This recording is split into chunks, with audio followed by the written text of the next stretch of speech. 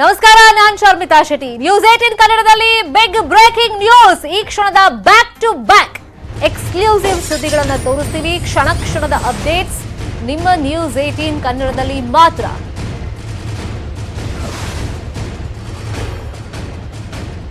ಇದು back to back exclusive ಸುದ್ದಿಗಳು, ಕ್ಷಣ ಕ್ಷಣದ ಅಪ್ಡೇಟ್ಸ್. ನಮ್ಮ ರಾಜ್ಯದಲ್ಲಿ, ನಮ್ಮ ದೇಶದಲ್ಲಿ ಏನಾಗ್ತಾ ಇದೆ, 3 ಬಿಗ್ ಎಕ್ಸ್ಕ್ಲೂಸಿವ್ ಸುದ್ದಿಗಳನ್ನ ನಿಮ್ಮ ಮುಂದೆ ಇಡ್ತಾ ಹೋಗ್ತೀವಿ.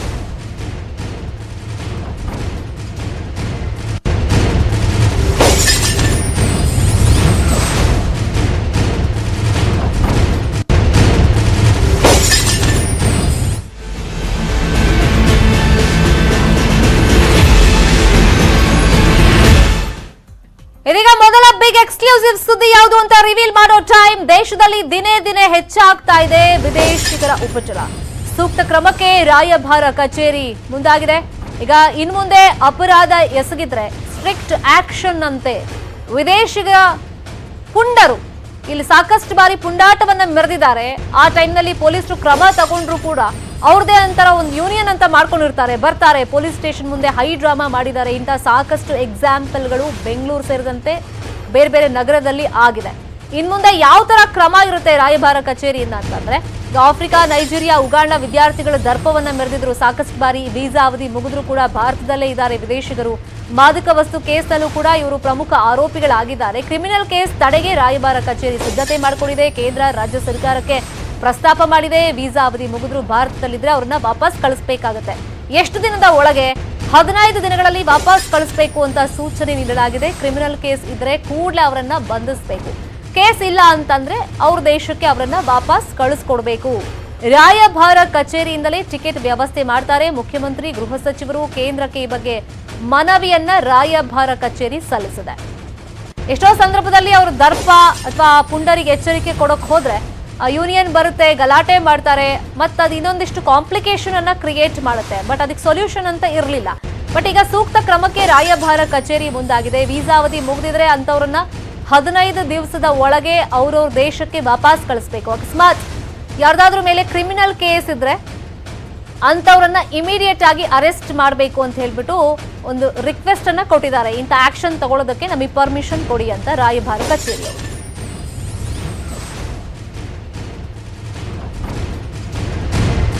ದಕ್ಷಿಣ ಆಫ್ರಿಕಾ, ನೈಜೀರಿಯಾ, ಉಗಾಂಡ ವಿದ್ಯಾರ್ಥಿಗಳು ದರ್ಪವನ್ನ ಮೆರೆದಿದ್ರು. ಪೊಲೀಸರ ಹತ್ರ ಅನುಚಿತವಾಗಿ ವರ್ತನೆ ಮಾಡೋದು ಅಥವಾ ಈ ಮಾದಕ ವಸ್ತುಗಳ ಒಂದಿಷ್ಟು ಜಾಲದಲ್ಲಿ ಅವ್ರದ್ದು ಪಾತ್ರ ಇದೆ ಅಂತೆಲ್ಲ ಆರೋಪಗಳು ಕೇಳಿ ಬರ್ತಾ ಇತ್ತು. ಆ ಟೈಮ್ನಲ್ಲಿ ಅರೆಸ್ಟ್ ಮಾಡಿದ್ರು ಕೂಡ ಬೇರೆ ರೀತಿಯಲ್ಲಿ ಪುಂಡಾಟವನ್ನ ಮಾಡ್ತಾ ಇದ್ರು. ಪೊಲೀಸ್ ಸ್ಟೇಷನ್ಗೆ ಬರೋದು, ನುಗ್ಗೋದು, ಗಲಾಟೆ ಮಾಡೋದು, ಇಂಥದ್ದೆಲ್ಲ ಸಾಕಷ್ಟು ಬಾರಿ ಇಂತಹ ನೈಜೀರಿಯಾ ಪ್ರಜೆಗಳು, ಉಗಾಂಡ ಪ್ರಜೆಗಳು ಮಾಡಿರುವಂತಹ ಎಕ್ಸಾಂಪಲ್ ನಮ್ಮ ಬೆಂಗಳೂರಲ್ಲೇ ಇದೆ. ಸೊ ಹಾಗಾಗಿ ಈಗ ಮಾದಕ ವಸ್ತು ಕೇಸ್ನಲ್ಲಿ ಇವರೇ ಪ್ರಮುಖ ಆರೋಪಿಗಳ ಆಗಿರೋದ್ರಿಂದ, ಗುರುತಿಸ್ಕೊಂಡಿರೋದ್ರಿಂದ ಆ ಭಾಗದವರು ಇಲ್ಲಿರೋರು. ಸೊ ಕ್ರಿಮಿನಲ್ ಕೇಸ್ ಇದ್ರೆ ಅಂಥವ್ರನ್ನ ಇಮಿಡಿಯೇಟ್ ಆಗಿ ಅರೆಸ್ಟ್ ಮಾಡಬೇಕು. ಇಲ್ಲ ವೀಸಾ ಅವಧಿ ಮುಗಿದಿರುತ್ತೆ ಆದ್ರೂ ಕೂಡ ಅಕ್ರಮವಾಗಿ ಇಲ್ಲೇ ಇರ್ತಾರೆ, ವಾಪಸ್ ಅವ್ರವ್ರ ದೇಶಕ್ಕೆ ಹೋಗಿರಲ್ಲ ಅಂತ ಹೇಳಿದ್ರೆ ಅಂಥವ್ರು ಎಲ್ಲರೂ ಸಿಕ್ಕಾಕೊಂಡಿದ್ರೆ ಅಂಥವ್ರನ್ನ 15 ದಿವಸದ ಒಳಗೆ, ಯಾವುದೇ ಕೇಸ್ ಇಲ್ಲ ಅಂತಂದ್ರೆ ಅಂಥವ್ರು 15 ದಿವಸದ ಒಳಗೆ ಅವ್ರವ್ರ ದೇಶಕ್ಕೆ ಕಳಿಸ್ಕೊಡ್ಬೇಕು. ಸೊ ಆ ಖರ್ಚು ವೆಚ್ಚ ಎಲ್ಲ ಇವರೇ ನೋಡ್ಕೊಳ್ತಾರೆ. ಒಟ್ಟು ಕಾನೂನು ರೀತಿಯಲ್ಲಿ ಎಲ್ಲವೂ ಕೂಡ ಕ್ಲಿಯರ್ ಆಗಬೇಕು ಅನ್ನೋ ಉದ್ದೇಶದಿಂದ ರಾಯಭಾರ ಕಚೇರಿ ಟಿಕೆಟ್ ವ್ಯವಸ್ಥೆನೂ ಮಾಡಿ ಕಳಿಸ್ಕೊಡೋದಕ್ಕೆ ನಾವು ತಯಾರಿದ್ದೀವಿ, ನಮಗೆ ಪರ್ಮಿಷನ್ ಬೇಕು ಅಂತ ಕೇಳಿದ್ದಾರೆ. ತುಂಬಾ ಸ್ಟೂಡೆಂಟ್ಸ್ ಇಲ್ಲಿ ಬಂದು ಕೋವಿಡ್ ಇಂದ ಅವ್ರದ್ದು ಪಾಸ್ಪೋರ್ಟ್ ಎಕ್ಸ್ಪೈರಿ ಆಗಿದೆ, ಫಾರಿನ್ ಸ್ಟೂಡೆಂಟ್ಸ್, ಮತ್ತೆ ಅವರು ವಿಸಾ ಎಕ್ಸ್ಪೈರಿ ಆಗಿದೆ. ಸೊ ಕೋವಿಡ್ ಇರೋದ್ರಿಂದ ತುಂಬಾ ಎಂಬಸೀಸ್ ಎಲ್ಲ ಕ್ಲೋಸ್ ಆಗಿದೆ. ಸೊ ಅವರು ಪಾಸ್ಪೋರ್ಟ್ ಎಕ್ಸ್ಟೆಂಡ್ ಮಾಡ್ಲಿಕ್ಕೆ ಆಗೋದಿಲ್ಲ. ಪಾಸ್ಪೋರ್ಟ್ ಎಕ್ಸ್ಟೆಂಡ್ ಮಾಡ್ಲಿಕ್ಕೆ ಆಗದೆ ಇರುವಾಗ ಇಂಡಿಯನ್ ಗವರ್ಮೆಂಟು ವಿಸಾ ಎಕ್ಸ್ಟೆಂಡ್ ಮಾಡ್ಲಿಕ್ಕೆ ಆಗಲ್ಲ, ಯಾಕಂದ್ರೆ ಪಾಸ್ಪೋರ್ಟ್ ಎಲ್ಲ ಎಕ್ಸ್ಪೈರಿ ಆಗಿದೆ. ಸೊ ತುಂಬ ಜನ ವಿತೌಟ್ ಪ್ರಾಪರ್ ಡಾಕ್ಯುಮೆಂಟ್ ಅವ್ರು ಬಂದು ಇಲ್ಲಿ ಸ್ಟೇ ಮಾಡಿದ್ದಾರೆ. ಸೊ ಪೊಲೀಸ್ ಅವರು ಅವ್ರ ಡ್ಯೂಟಿ ಮಾಡ್ತಾರೆ. ಅದಕ್ಕೆ ನಾನು central government and state government, commissioner, chief ಮಿನಿಸ್ಟರ್ಗಳ ಒಂದು ರಿಕ್ವೆಸ್ಟ್ ಓರಲಿ ಗಿವನ್. ನಾವು ಈಗ ರೈಟಿಂಗ್ನಲ್ಲಿ ಪಕ್ಕಾ ಡಾಕ್ಯುಮೆಂಟ್ ಮಾಡಿ ಯಾರ್ಯಾರು ಓವರ್ ಸ್ಟೇ ಮಾಡಿರೋರು without any criminal case or civil case ಇಲ್ಲದೆ ಇರೋರಿಗೆ ಒಂದು ಎಕ್ಸಿಟ್ ಪರ್ಮಿಟ್ ತರ ಕೊಟ್ಟು ಅವ್ರಿಗೆ ಅವ್ರವ್ರ ಊರಿಗೆ ಕಳ್ಸೋಡಿ ಅಂತ ಒಂದು ರಿಕ್ವೆಸ್ಟ್ ಮಾಡ್ತಾರೆ. ಲೀಗಲ್ ಆಗಿ ಯಾರಿಗೆ ನಿಜವಾಗ್ಲೂ ಕೋವಿಡ್ ದೃಷ್ಟಿಯಿಂದ ತೊಂದರೆಯಲ್ಲಿ ಸಿಕ್ಕಾಕೊಂಡಿದ್ದಾರೆ ಅವ್ರಿಗೆ ಮಾತ್ರ ನಾವು ಸಹಾಯ ಮಾಡ್ತಾ ಇದೀವಿ ಹೊರತು ಯಾವುದೇ ಕಾರಣಕ್ಕೂ ಇಲ್ಲೀಗಲ್ ಆಕ್ಟಿವಿಟೀಸ್ ಅಲ್ಲಿ ಯಾರು ಬಂದ್ರು ನಮ್ಮ ಎಂಬೆಸಿಯಿಂದ ಆಗಲಿ ನಾವಾಗಲಿ ಯಾವುದೇ ತರ ಎನ್ಕರೇಜ್ ಮಾಡಲ್ಲ. We are with state government and central government. ನಮ್ಮ ದೇಶ, ನಮ್ಮ ನೆಲ ನಮಗೆ ಮುಖ್ಯ, ನಮ್ಮ ರಕ್ಷಣೆ ಮುಖ್ಯ. ಹಾಗಾಗಿ ನಾವು ಯಾವುದೇ ಕಾರಣಕ್ಕಾಗಿ ಇಲ್ಲೀಗಲ್ ಆಕ್ಟಿವಿಟೀಸ್, ಇಲ್ಲೀಗಲ್ ಡ್ರಗ್ ಈ ತರ ಇದ್ರವ್ರನ್ನ ನಾವು ಹತ್ರಕ್ಕೂ ಸೇರಿಸೋದಿಲ್ಲ, ನಾವು ಎನ್ಕರೇಜು ಮಾಡೋದಿಲ್ಲ, ನಮ್ಮ ಹತ್ರಕ್ಕೆ ಅವ್ರು ಬರೋಂಗೂ ಇಲ್ಲ. It is A very clear instruction. ಆದರೆ ಕೆಲವು ಮಕ್ಕಳಿಗೆ ತುಂಬಾ ತೊಂದರೆ ಆಗಿದೆ. ಯಾಕೆಂದ್ರೆ ಅವರಿಗೆ ನಮ್ಮ ಸುರೇಶ್ ಅವರು ಹೇಳ್ದಂಗೆ ಎಂಬೆಸಿಗಳೆಲ್ಲ ಕ್ಲೋಸ್ ಆಗ್ಬಿಟ್ಟು ಅವರಿಗೆ ವಾಪಸ್ ಹೋಗೋಕ್ಕಾಗಿಲ್ಲ, ಅವ್ರದ್ದೆಲ್ಲ ಎಕ್ಸ್ಪೈರಿ ಆಗೋಗಿದೆ ಪಾಸ್ಪೋರ್ಟ್ಗಳು. ಅಂಥದ್ದವ್ರಿಗೆ ಲೀಗಲ್ ಆಗಿರೋರಿಗೆ ಮಾತ್ರ ನಾವು ಸಪೋರ್ಟ್ ಮಾಡಿ ಅವ್ರಿಗೆ ಹೆಲ್ಪ್ ಮಾಡಿ ಅಂತ ಹೇಳ್ತೀವಿ ಅಷ್ಟೇ.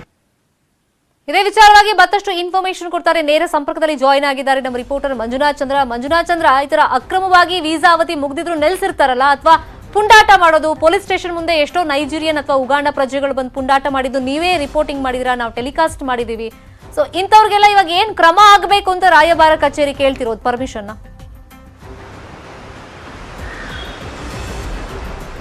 ಶರ್ಮಿತಾ, ನಿಜಕ್ಕೂ ಕೂಡ ಬೆಂಗಳೂರಿನಲ್ಲಿ ಸಾಕಷ್ಟು ಒಂದು ನೈಜೀರಿಯನ್ ಪ್ರಜೆಗಳಾಗಿರ್ಬೋದು, ಉಗಾಂಡ ಪ್ರಜೆಗಳಾಗಿರ್ಬೋದು, ಅಥವಾ ಆಫ್ರಿಕನ್ ಪ್ರಜೆಗಳು ಸಾಕಷ್ಟು ಜನ ಸ್ಟೂಡೆಂಟ್ಸ್ ವೀಸಾದಲ್ಲಿ ಬೆಂಗಳೂರಿಗೆ ಆಗಮಿಸ್ತಾರೆ.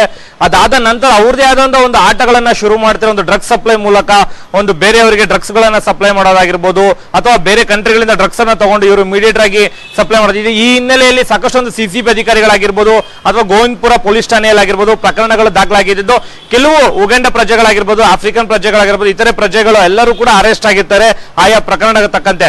ಸದ್ಯಕ್ಕೆ ಇದಕ್ಕೆ ಎಲ್ಲದಕ್ಕೂ ಕೂಡ ಕಡಿವಾಣ ಹಾಕಕ್ಕೆ ಈಗ ಸದ್ಯಕ್ಕೆ ಒಂದು ಆಯಾ ಕಚೇರಿಯ ರಾಯಭಾರಿಗಳು ಮುಂದಾಗಿರ್ತಕ್ಕಂಥದ್ದು. ಏನಂತಂದ್ರೆ ಯಾರ್ಯಾರು ವೀಸಾ ಎಕ್ಸ್ಪೀರಿಯನ್ಸ್ ಅಂದ್ರೆ ವೀಸಾ ಎಕ್ಸ್ಪೈರ್ ಆಗಿದೆ, ಆ ಹಿನ್ನೆಲೆಯಲ್ಲಿ 15 ದಿನಗಳ ಒಳಗೆ ಅವರು ಕಂಪ್ಲೀಟ್ ಆಗಿ ಅವರ ಡಾಕ್ಯುಮೆಂಟ್ಸ್ ಅನ್ನ ಸಬ್ಮಿಟ್ ಮಾಡಬೇಕು. ಆದ ನಂತರ FRRO ಕಚೇರಿ ಮುಖಾಂತರ ಅವರನ್ನ ಅವರವರ ದೇಶಕ್ಕೆ ಕಳಿಸಲಾಗ್ತಿರ್ತಕ್ಕಂಥದ್ದು.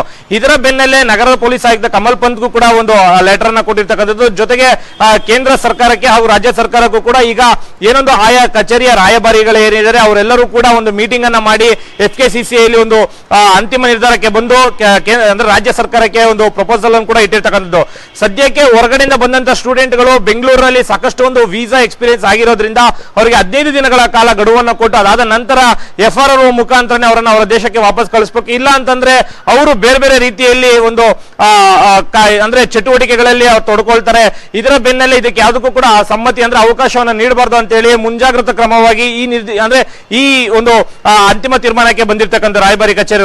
ಒಟ್ಟಾರೆಯಾಗಿ ಈ ಸ್ಟೂಡೆಂಟ್ಸ್ ಗಳು ಏನಿದ್ದಾರೆ ಈಗಾಗಲೇ ಒಂದು ವೀಸಾ ಅವಧಿ ಎಕ್ಸ್ಪೀರಿಯನ್ಸ್ ಅದೇ ಎಕ್ಸ್ಪೈರ್ ಆಗಿರುವಂತಹ ವಿದ್ಯಾರ್ಥಿಗಳು ಏನಿದೆ ಅವರೆಲ್ಲರನ್ನೂ ಕೂಡ ಬಂಧಿಸಬಾರ್ದು, ಅವ್ರಿಗೊಂದು ಅವಕಾಶವನ್ನ ಕೊಡಿ ಅಂತ ಕೂಡ ಏನೊಂದು ರಾಯಭಾರಿ ಕಚೇರಿಯಲ್ಲಿ ಈಗಾಗಲೇ ನಗರ ಪೊಲೀಸ್ ಆಯುಕ್ತರು ಕೂಡ ಮಾತುಕತೆಯನ್ನು ನಡೆಸಿರ್ತಕ್ಕಂಥದ್ದು. ಶರ್ಮಿತಾ, ಮಂಜುನಾಥ್ ಚಂದ್ರ ತಮ್ಮೆಲ್ಲ ಇನ್ಫಾರ್ಮೇಶನ್ಗೆ